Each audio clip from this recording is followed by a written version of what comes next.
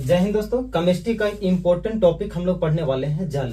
जल एक यौगिक है, जिसका फॉर्मूला होता है उसे यौगिक कहते हैं, जिसका फॉर्मूला नहीं होता उसे यौगिक नहीं कहते हैं। जैसे हमसे कोई पूछे कि क्या वायु एक यौगिक है, तो नहीं, वायु का कोई फॉर्मूला होता ही नहीं है। जल एक ऐसा यौगिक है, अकार्बनिक यौगिक, H2O के अलावा इसमें कार्बन पाया ही नहीं जाता या कोई अन्य तत्व नहीं पाया जाता है। जिसमें कार्बन नहीं पाया जाता अकार्बनिक यौगिक कहलाता है। जल का एक संरचना भी होता है जो कोणीय संरचना होता है। कितना डिग्री एंगल का होता है? 104 डिग्री 25 मिनट। आप इसको याद रखिएगा, 104 डिग्री। जल रंगहीन होता है, गंधहीन होता है और स्वादहीन होता है। जल का घनत्व 4 डिग्री सेल्सियस पर मैक्सिमम यानी अधिकतम होता है। एक सबसे बड़ी बात होता है जल का प्रकार। जल 4 प्रकार का होता है। अशुद्ध जल जिसको हम लोग डिस्टिलेटेड वाटर कहते हैं, मृदु जल जिसको हम लोग सॉफ्ट वाटर कहते हैं, कठोर जल जिसको हम लोग हॉट वाटर कहते हैं। ये 2 टाइप का होता है, अस्थायी और अस्थायी। चौथा भारी जल जिसको हम लोग हैवी वाटर कहते हैं। पार्ट फर्स्ट में यानी इस वीडियो में हम लोग अशुद्ध जल और मृदु जल के बारे में पढ़ेंगे। पार्ट 2 में हम लोग कठोर जल को पूरा कवर करेंगे। पार्ट 3 वीडियो में हम लोग भारी जल को कवर करेंगे। तो इस वीडियो में हम लोग अशुद्ध जल और मृदु जल को पढ़ते हैं। इसको एक स्क्रीनशॉट कीजिए। पार्ट 1 में हम लोग अशुद्ध जल और मृदु जल के बारे में पढ़ेंगे। अशुद्ध जल को इंग्लिश में कहते हैं डिस्टिलेटेड वाटर। यह जल का सबसे शुद्धतम रूप होता है। जल का सबसे शुद्धतम रूप क्यों होता है? क्योंकि H2O के अलावा इसमें कोई अन्य मिला ही नहीं होता है।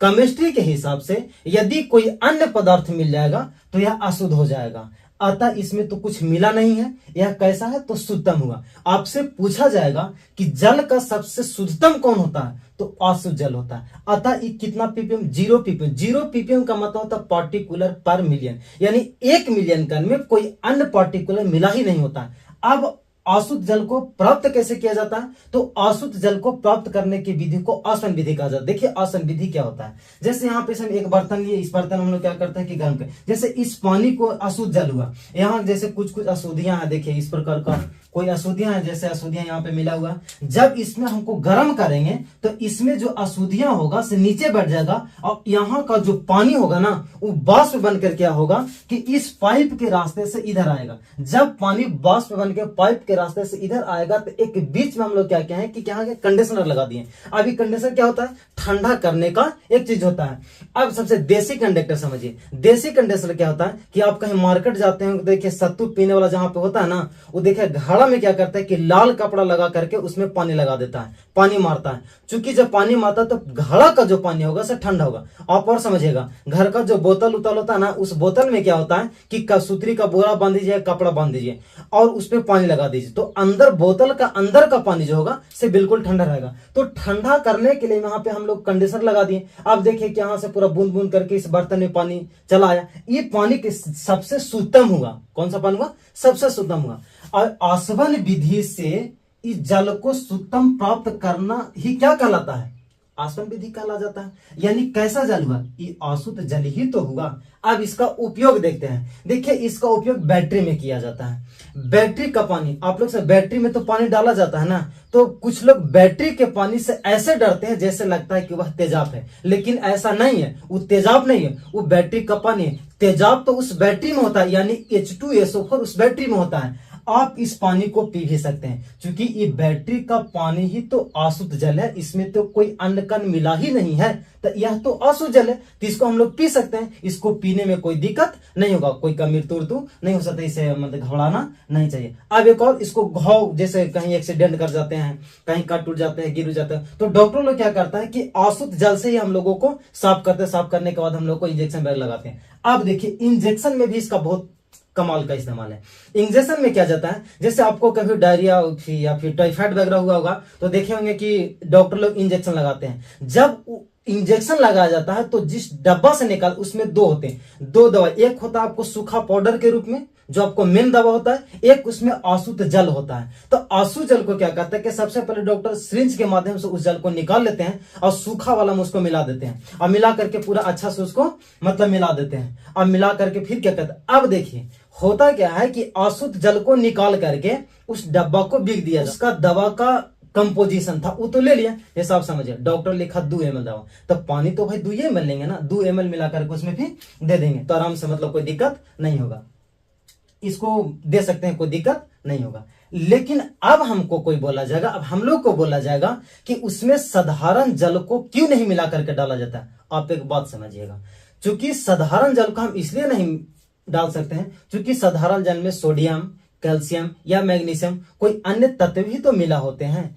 एक दवा का फिक्स कंपोजिशन होता है। जब हम लोग बाहरी सोडियम, मैग्नीशियम, कैल्शियम, जैसे हम लोग जैसे हैंडपंप से निकालते हैं पानी, या फिर तो कुछ पानी हो गया साधारण जो हम लोग पानी, उसमें तो साफ करने के लिए क्लोरीन भी मिला होता है। अब वो क्लोरीन क्या होगा कि दवा के साथ जाकर के रिएक्शन कर जाएगा, तो हमको ठीक होने के बजाय और ज्यादा घाव हो जाएगा। इसलिए हम साधारण जल का प्रयोग इंजेक्शन के रूप में नहीं कर सकते हैं। अब इस जल को हम लोग पी सकते हैं, पीने में कोई दिक्कत नहीं होगा क्योंकि यह अशुद्ध जल ही, तो अशुद्ध जल को हम लोग पी सकते हैं, लेकिन आपको खास फायदा नहीं होगा। फायदा क्यों नहीं होगा? क्योंकि हम लोगों को पानी के साथ साथ कुछ आवश्यक पदार्थ भी चाहिए। जो आवश्यक पदार्थ इस अशुद्ध जल में, ये केवल H2 ही तो, H2O ही तो है, लेकिन इसके अलावा हमको और चीज चाहिए। अब हम लोग पी कौन सकते हैं? तो हम लोग पी सकते हैं मृदु जल। देखिए मृदु जल क्या होता है, जब अशुद्ध जल में केवल अगर आपसे पूछा जाएगा कि अशुद्ध जल क्या होता है, H2O केवल अशुद्ध जल हुआ। यदि अशुद्ध जल में मैग्नीशियम, सोडियम, कैल्शियम आवश्यक चीजों को मिला देंगे तो वो बन जाएगा कौन सी? मृदु जल। इसको हम लोग पी सकते हैं, एक तीर से दो निशाना हो जाएगा। क्योंकि जब ये पानी पिएंगे तो हम लोगों को शरीर में कुछ आवश्यक पदार्थ भी चले जाएंगे, लेकिन ये अशुद्ध जल को पिएंगे तो आवश्यक पदार्थ हमारे शरीर में नहीं जाएंगे। केवल इस वाले जल से प्यास तो बुझ सकती है, लेकिन ये वाला जल से प्यास के साथ साथ हमारा कुछ आवश्यक पदार्थ भी चले जाएंगे। अतः इस ये पीने योग्य होता है कितना? ये 150 ppm होता है। ये कितना? 0 ppm होता है। अतः ये वाला पानी पीने में हम लोगों को फायदा होता है। साबुन के साथ झाग भी आता है। हम लोग इसको डिक्लियर समझेंगे, साबुन का एक चैप्टर बनाएंगे, पढ़े ना, उसमें हम लोग इसको क्लियर करेंगे। सबसे ज्यादा जो कंफ्यूजन है लोगों का, वो कंफ्यूजन है कि क्या वर्षा का जल शुद्ध होता है या नहीं। तो वर्षा का जल एक अशुद्ध जल ही है। कैसे समझिएगा?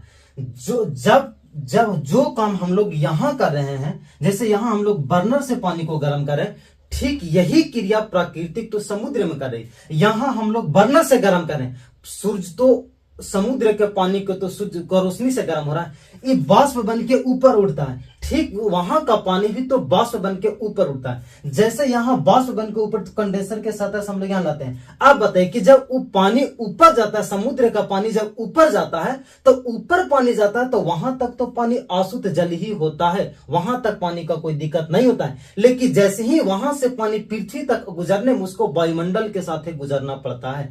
अब क्या आपका वायुमंडल शुद्ध है? नहीं। वायुमंडल में न जाने धूल कण, कोई सिगरेट पिया है, चिमनी भट्टा से निकलने वाला धुआं, गाड़ी से निकलने वाले धुआं, बहुत सारे वायुमंडल में फैले होते हैं। अब जब बताइए कि जब वर्षा का जल वायुमंडल से होते हुए नीचे आता है, तो जैसे ही वायुमंडल में प्रवेश करता है तो पानी अशुद्ध हो जाता है, पानी शुद्ध नहीं रह पाता है।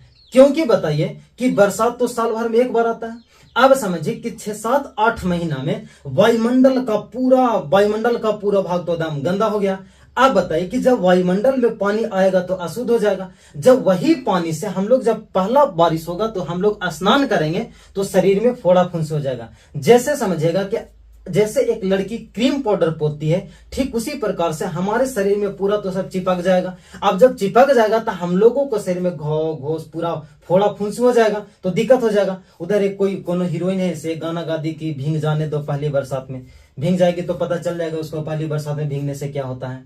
जैसे ही वो वायुमंडल से गुजरता है तो वो वर्षा जल 250 ppm हो जाता है। यानी आप समझ सकते हैं कि 1 मिलियन कण में 250 पार्टिकुलर मिले होते हैं। अतः यह जल शुद्ध नहीं रह गया। यह जल जब 1-2 बार बारिश हो जाती है तो वायुमंडल का जितना धूलकण होता है सब आकर के नीचे बैठ जाते हैं। तो 1-2 बार बरसात हो जाने के बाद हम लोग आराम से नहा सकते हैं, कोई दिक्कत इसमें नहीं होगा। आप समझिएगा अशुद्ध जल और मृदु जल, अशुद्ध जल और मृदु जल में क्या है कि मृदु जल पीने योग्य है, जबकि अशुद्ध जल भी पीने योग्य है। लेकिन अशुद्ध जल में ज्यादा खास फायदा पीने से हम लोगों का नहीं होगा, क्योंकि इसमें आवश्यक पदार्थ नहीं मिले होंगे।